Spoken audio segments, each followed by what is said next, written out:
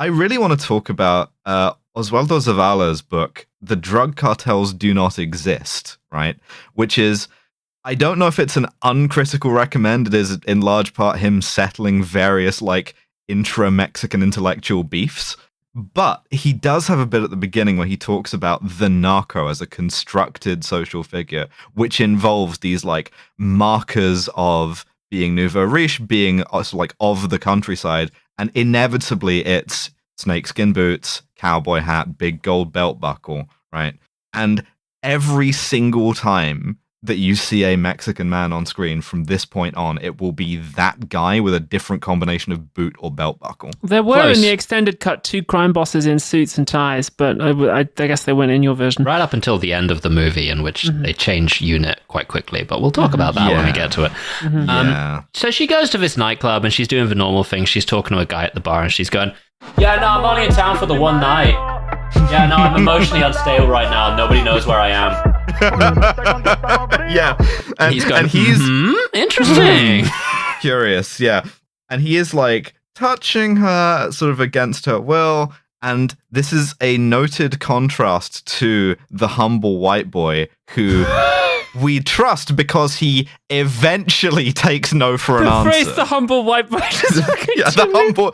That's Riley's new screen. The humble white boy. White boy, get your ads just one time, like but just the once. The common or garden white boy, right? He is. He transgresses your sexual boundaries, also known as Daddy Longlegs. Yeah, but he transgresses your sexual boundaries, but in a way that you don't feel that threatened by, because you can just push him off because he's a pussy, right? But he's like ultimately a good guy. Now, the idea of good guy and transgressing sexual boundaries, those are coexisting peacefully within the figure of the white boy. Now, your Mexican narco. David Ashford talking about the common or garden white boy. We see the white boy. The common or garden white boy can be found in a number of environments.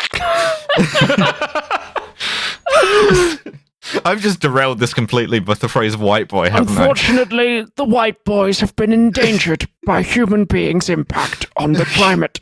It's getting a bit Herzog, actually. That's the bit where you turn it off, because that's the depressing bit of it. Yeah. Oh, you hate the turn where he starts talking about the environment. You're like, all right. You long for the white boy to hit it in a documentary about the white boy, but you long for the white boy not to hit it in a documentary about the white girl.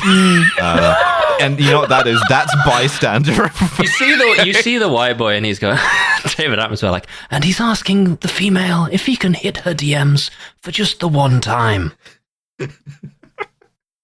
If she would let a quirked up white boy hit.